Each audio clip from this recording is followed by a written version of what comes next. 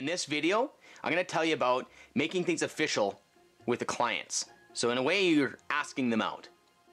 Have you ever gone and hung out with a guy or a girl for months on end where it almost feels like you're a couple, but nothing's really official? You go out all the time, you spend evenings together, you phone each other, there's texts going back and forth, emails, and you kind of assume that, like, I think we're a couple. Now the crazy thing is, after a few months you realize they've gone on with someone else. And you're like, oh, your heart's kind of broken. The problem with this is a scenario is you're not a relationship, you're not actually a couple until you say, would you go out with me? Could I be your boyfriend or could I be your girlfriend? As soon as that question hits the table, that's when the commitment happens. Now, a lot of times you assume the sale, and that's very good. You start working for your clients without a commitment, but there's a time when you have to commit and say, I'm your realtor.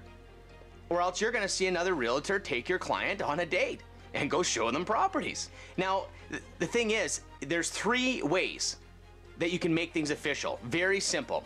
I think you do it it depends on who the client, on when you do this, but there's a point where you have to say verbally, look, I would love to consider you as my client.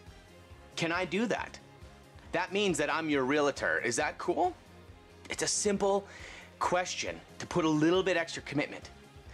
Second point, you could pull out your agency flyer or your brochure or your page or whatever you have and say, explain how agency works and go through the process of saying, look, this is what happens when you hire me as a realtor. You go into these type of relationships and you actually help them understand what it is to hire a realtor. That's another level.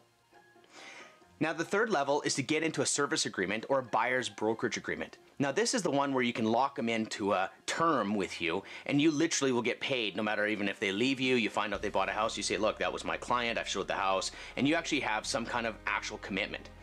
Now, the thing is, I'm gonna make another video on how to get that service or buyer's brokerage agreement signed without having that feeling of a used car salesman saying, hey, you have to do this.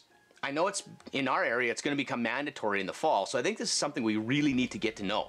But the reality is this: make a commitment with the relationship with your client. Make it into a committed relationship. Don't just hang out with them hoping that they're going to buy from you. Or what you need to do is say, do you want me to be your realtor?